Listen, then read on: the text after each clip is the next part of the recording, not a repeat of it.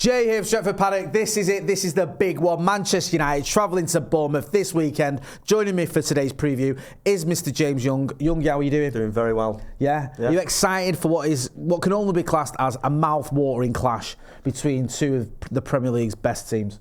Well, you know, at this point, my expectations are so low for Manchester United's Premier League campaign that any positive result, I'll be more than chuffed with. So I'm trying to be optimistic. No, I like that. We need a bit of optimism in our lives. Listen, we know what's going on with the Premier League for Manchester United. We know it almost doesn't really matter. It's all about the Europa League. But you still don't want to keep losing football matches, man. We need to stop losing football matches in the Premier League. It's getting ridiculous. For this game, I mean, it sounds a little bit stupid, but I'm going to say it anyway. It could give us a little bit of a lift, a little bit of a boost if we're going into the Europa League game off what would be a positive result if you get a win away at Bournemouth, especially considering what they've done to us at Old Trafford this season and last season for that matter. How important do you think it could be for this team to just go to, you know, the game against Athletic Club on a bit of a positive footing? Well, it's almost like a pre-season friendly for the actual game itself. You know, like the players have to remain fit for a start. Obviously, I don't think anyone wants them to get injured or anything like that. But also, you can't keep losing games in the way that we did against Wolves last weekend, because the fans will start to turn on the players and the manager before we even got to the Europa League final. You know, it can't keep happening like that, and especially in the league as well. You know, there is a difference between finishing 13th and 17th in the table. Neither are great, but you don't want to finish 17th, and that just can't happen, you know. Yeah. So the team have to play well, and obviously they should be able to beat a side like Bournemouth. This is the frustrating thing with this squad. In the league, they've got results against Liverpool, Manchester City. They're capable of winning games, and then they lose to Wolves, they drop points. I think actually away from home, probably slightly more confident just because they don't have Old Trafford kind of on their backs the entire game. So I think if they get an early goal after maybe 6 or 7 minutes, fingers crossed, they can relax. But we saw against Lyon after going 2-0 up, there's no guarantee at all with this team. There isn't, and it is baffling at times how bad we've been. And how last season we thought, this is terrible. I remember watching, I think for Bournemouth at home last season, I wasn't actually at the game. I think my missus took my daughter, and we lost 3-0. And this season, I took my lad, and we lost 3-0. And you're like, I thought last season was bad, but this season, I know that result was the same, but it's been even worse. To go from finishing 8th, and we all looked at it as a disaster, to being at the bottom half of the table. Like you saying there, we might end up finishing 17th. It's just completely unacceptable. He's got a few decisions to make, Ruben Amorim, in terms of what he does with the squad. How much does he focus on trying to restore some pride, trying to get us up the table? Because obviously it does matter in terms of money where you finish in the Premier League as well. You do want to go into Thursday's game on a bit of a positive note, but also you have to be wary of resting certain players, maybe players who don't want to play 2 games in 5 days or whatever it is.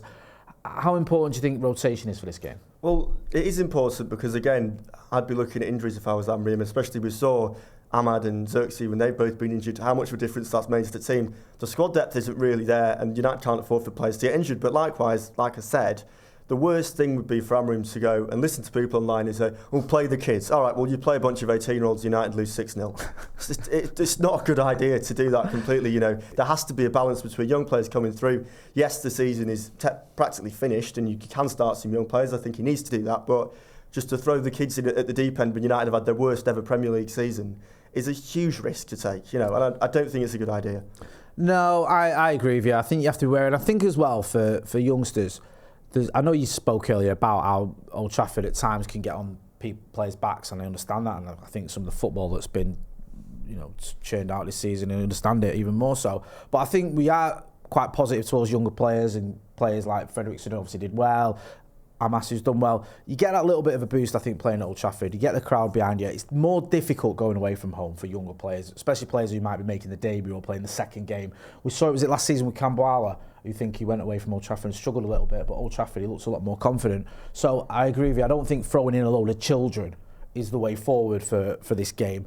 I think I can understand it if he wants to mix it up a little bit, but I think you have to sort of remember that the Premier League can be a tough division for a reason. People forget Ahmad played before he went on loan to Rangers, and before he had that spell away from the club where, you know, he struggled really in that first section where he signed for United. I think most people thought he would leave, and that he obviously came back and proved himself. So it can take a while, and it's almost not healthy with how poisonous it is at United at the minute to play those kids in those games whereby, you know, if they have a bad game, then it's very hard to recover from it. It's amazing how some fans as well can almost write off players or just forget how good players are. And we saw it a little bit with Mainoo when he was sort of rumours that he might leave. And I saw people saying, oh yeah, I know going about this all the time and I'm not going to apologise or stop doing it. Some people going, oh yeah, well maybe, it wouldn't be that the worst thing. And he's not really kicked on. I think you're insane.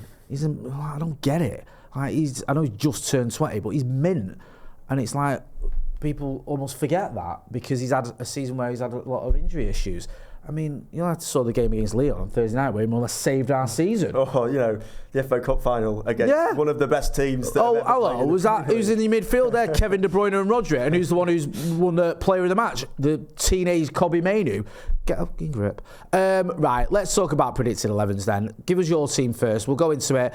So, Onana in goal, no surprises there. If we call it a back five, I know it's a back three. But let's talk about your wing backs and your centre backs there. So you've got Amas on the left, is that? Yep. And Dorgu on the right, who's obviously left-footed, but no Delo.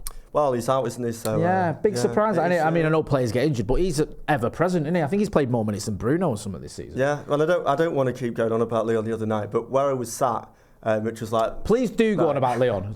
We need some positivity, and it's the one positive thing we've had this season, so keep going on about it. I was sat row AA of the North Stand, right? First row. Ledge.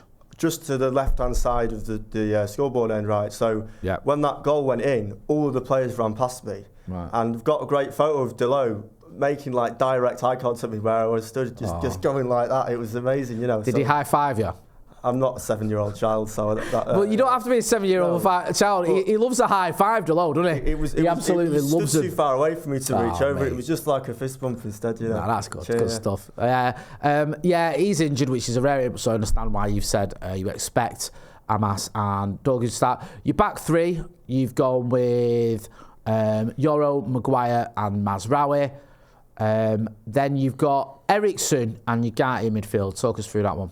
Yeah, well, I think, to be honest, I'd like to see Ericsson have a chance to start in 90 minutes because we see him when he comes off the bench sometimes. He does like to make a difference, but I think this is a good game to start him in almost, just to maybe prove himself because let's not forget, there's still a team to be picked for the Europa League semi-finals, and maybe if Amorim sees something in Ericsson to start him if, someone gets injured or something like that, I think we know he's probably off in the summer. So it's a strange one with him because I almost feel like what has he got to play for in a way? Yeah, I understand that. And then Rasmus Højlund up front with Garnacho and Fernandes. You've got Garnacho there on the left, and you've got Fernandes on the right as the 2 10s. Why Garnacho on the left? I just think it's worth trying something different in this game. You like him cutting in on that I like inside, him cutting in on the inside. I think it's worth a go. And I understand that obviously his more natural position would be probably on the right-hand side, but we've seen him lacking in confidence this season in certain games. I know he had an okay game against Leon on Thursday, but also he hasn't been taking chances as much. But if you give him something like this, maybe provide him with a bit more opportunities to cut in and build his confidence back up, there's a way to get the Garnacho back that we had last season. I still like Garnacho. He gets a lot of stick. I do, man. I just think he's one of the few players we've got who'll run with the ball. I get the frustrations. I'm not completely deluded. I understand his decision making can still infuriates me at times, but I like the fact that at least he carries the ball, at least he keeps going. He's got a re-engine on him. That chance against Leon on Thursday, the one-on-one that he missed, right? Yeah. He still carried the ball all the way through the pitch. People don't remember that bit. They just remember the last bit where everyone was ready to kill him if we didn't go through. Before we get into my predicted 11, get your phones out. I've got a new case because I smashed the back of my phone. If anyone's wondering, that's me and Eric Cannot now. That's my little thing there. So film yourself. That's the right way around. In landscape for 30 seconds for your score predictions and send them to paddockmatchday@gmail.com. Also in the email, include if you're in the Greater Manchester area, we'll try and get you in the studio for a preview as well. So that's paddockmatchday@gmail.com and a 30-second score prediction. Right, I understand everything you've said there. It makes sense, to be fair to you, Youngit. My team is not that dissimilar. I've swapped Maguire for Lindelof. I just feel like Maguire is going to start on Thursday at Spets. I don't think De Ligt's fit yet. So just a little bit of a tweak there. I still think the manager likes fit to Lindelof. I've put Fernandes and Ugarte in the sort of the two midfield roles, although I understand your point about Christian Eriksen. I've gone with Mount and Garnacho behind Rasmus Højlund. I put Garnacho on the right. I slightly prefer him on the right. I see your point about him cutting in onto his right foot. I think sometimes that does him a disservice. So sometimes he's too focused on trying to get his shot off. I think when he's on the right, he's more likely to try and cross the ball as well. And I'm hoping, I mean, I've said this so many times this season, I'm sick of saying it, but I'm hoping Rasmus Højlund can get a goal, because we could do with him having a little bit of a confidence boost on Thursday.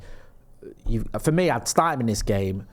Just, I know we keep saying it, try and get his confidence up, hopefully get a goal. Even if he has a decent game, just get him going a little bit for Thursday night, because we haven't got Cheeto on Thursday night. He's not eligible for the Europa League. We need Rasmus Højlund, and we need him to start regaining his mojo. We saw it a little bit in that first season, but this season it's been a bit bad on it, if we're being brutally honest. Get involved in the chat and the comments and let us know what you think about those teams, and let us know your teams as well. Let's talk about Bournemouth. They're in 8th, yeah? A position we used to scoff at, Youngie. We used to look down our nose at 8th.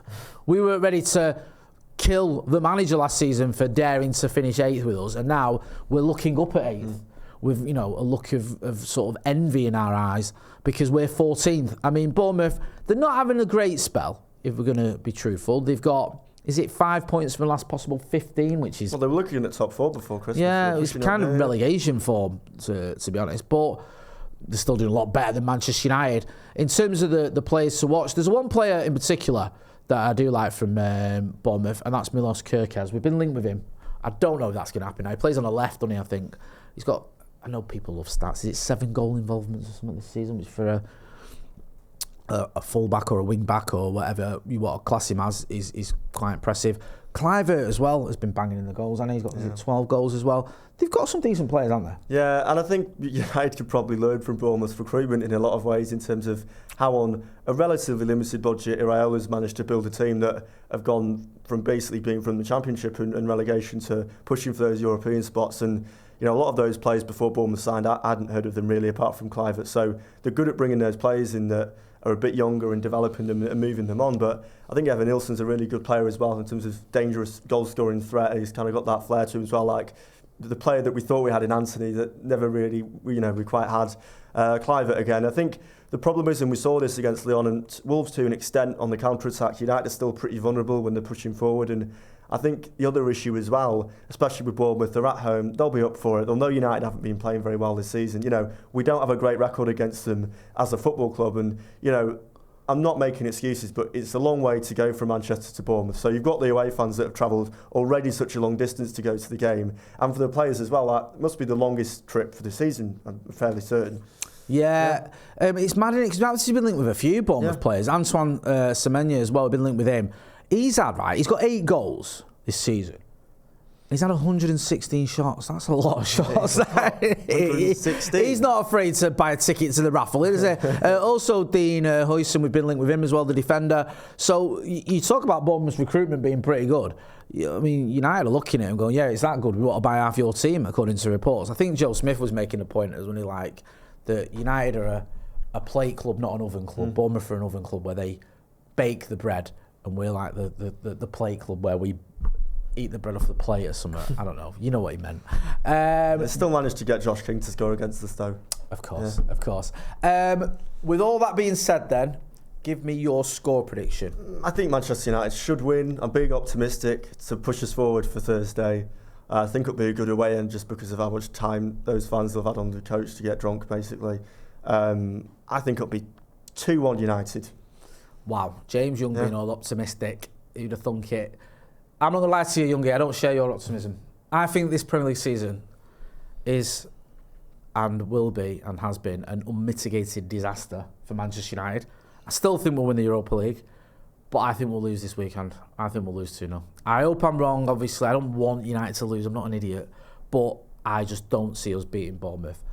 And I think the fact that, I know this sounds a bit of contradictory, but the fact they haven't been great recently makes me think they might turn up for this, because it's still a big scout, Manchester United.